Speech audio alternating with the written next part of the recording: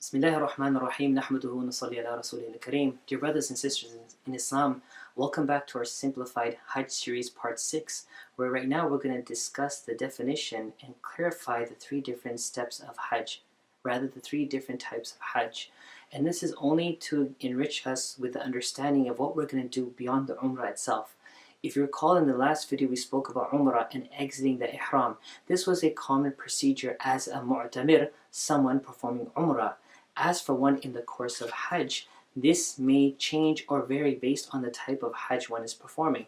Now, if we look into our book on page number 6, it speaks about Hajj Qiran, the Hajj which is one Ihram, and it is utilized for both Hajj and Umrah, or Umrah and Hajj, meaning entering into one state of Ihram from the Umrah till the end of Hajj. This is known as Hajj Qiran, meaning a person is bounded by the restrictions of Ihram from the time they enter, perform their Umrah, complete their Umrah, waiting till the Hajj begins, entering through the Hajj until the day one takes off the Ihram. This is known as Hajj Qiran, and you can get more enlightenment on it on page 6 of our book. If you turn to page 10, this speaks of the more commonly performed Hajj known as Hajj Tamattu, where one person enters into the state of Ihram for the first time, performs the Umrah, exits it, and then stays as a common person within the boundaries of Mecca, following the rules and regulations, of course, but not bounded by the restrictions of Ihram,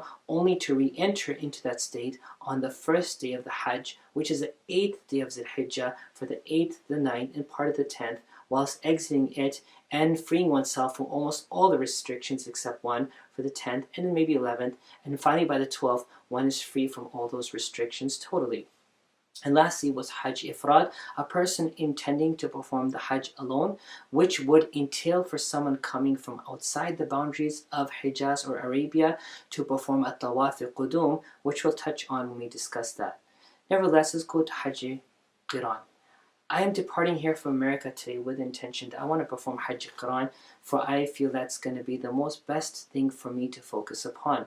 And may Allah subhanahu wa ta'ala accept the highest of our intentions and allow us to focus and dedicate all services to Him solely. Ameen Ya Rabbil Alameen. So when a person is entering into Jeddah airport, regardless if they're flying directly from America into Jeddah or via another country or city to Jeddah, once a person is entering the boundaries of the miqat, which will be defined to that individual through the pilot or the captain that will be crossing shortly over to that, one enters into the state of Ihram as described in one of our previous videos, and they will be making an intention, as it was one of the 5 steps of entering into the state of Ihram. The difference being that the 4th of the 5, which was the intention, would be that, oh Allah, I'm making intention to perform the Umrah and the Hajj. Hajj Qiran, oh Allah, you make it easy for me and accept it for me, because we are acknowledging that this is going to be the first time that we're entering, and actually the last time for this journey, because this is what we plan to do, is stay within this state for the duration of the trip until Hajj nears its end. So now when this person entered into Mecca and performed the Umrah, completed it, upon completing the Safa and Marwa Sa'i, this individual will not cut their hair. They will not trim their hair, nor will they take off the 2 garments. As stated before, one may change out the 2 sheets as many a times they wish to do so, ensuring that of course those garments are clean and there's no perfume or anything attached to those garments. But the restrictions of Ihram, from cutting one's nails, from clipping one's nails, to cutting one's hair, to playing with one's hair, to covering one's head for men, to covering one's face for men and women, to apply perfume or anything of scent in that nature, or touching anything which has a scent, is strictly prohibited, keeping in mind any type of sexual relations, any type of flirting or anything else with one's spouse, lawful or with anyone else, is strictly forbidden and can be a cause of us violating or even breaking our ihram. So this has to be kept in mind. So if a person was to arrive into Mecca, for example, 15 days before the Hajj, a person performed their Umrah as a muqrin, as a person performing Hajj Qiran, and they stayed in Mecca for 5 additional days. At that time, they will be in the state of Ihram. When they go off to Medina, they'll still be in that state of Ihram. When they return back to Mecca, they'll still be in the state of Ihram. Before entering to Mina on the 8th day of the Hijjah. If they can, they perform a tawaf al-qudum. If not, then that's not a problem at all.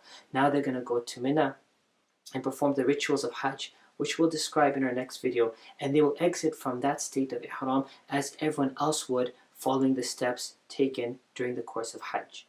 As for Mutamatti', the second person that we described, who came in with the intention of performing Umrah in one state of ihram, exiting from it only thereby after entering back into the state of ihram on the first day of Hajj and performing the Hajj rituals, as we will inshallah describe in the next video.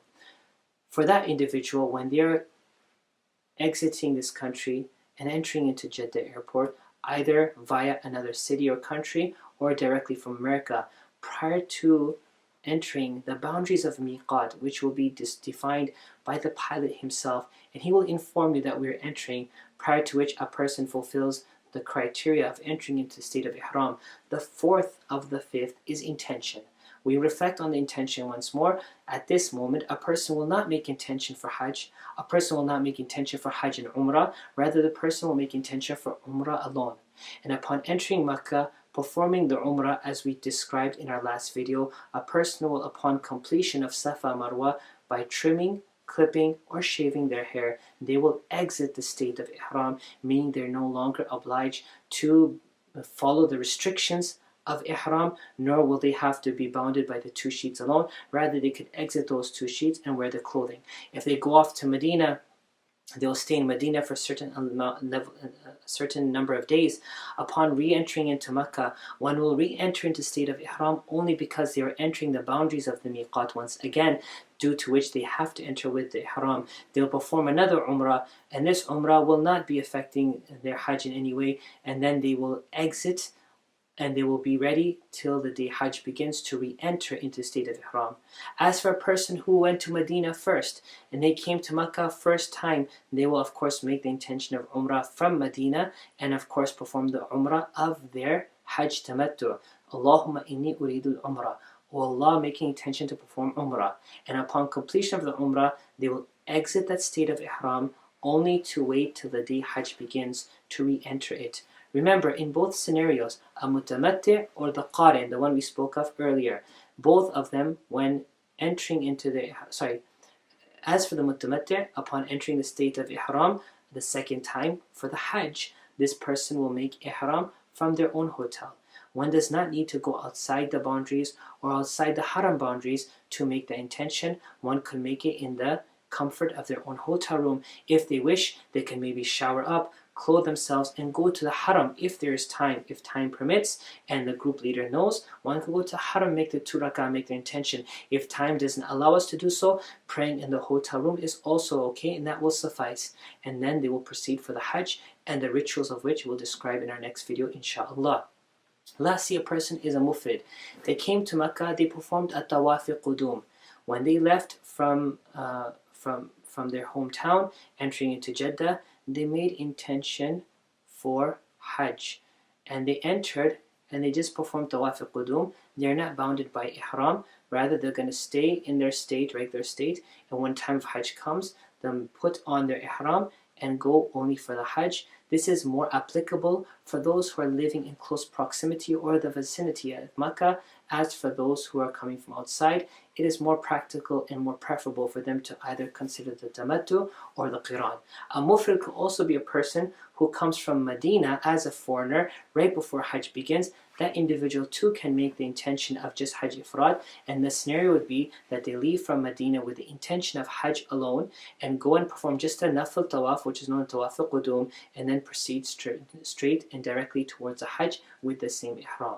So once again, referring back to page 3, 10 and 16 of our book, this is an outline of what is a mutamatti', a qarin, and a mufrid. Qarin being the utmost, greatest of the Hajj, wherein it requires great energy, understanding, endurance, and stability on the state of ihram from beginning till end. This is known as a person who enters one state of ihram and stays within it to complete both their umrah and the hajj. A mutamatti' is one who enters in the state of ihram twice, once for the sake of umrah and second for the sake of hajj. And a mufrid is one who enters only into ihram once, and that is for Hajj alone. May Allah subhanahu wa ta'ala allow us to understand the importance of Hajj and allow us to select a path which is pleasing to Allah subhanahu wa ta'ala, and may Allah make our Hajj a beneficial and fruitful one. Ameen ya Rabbil Alameen.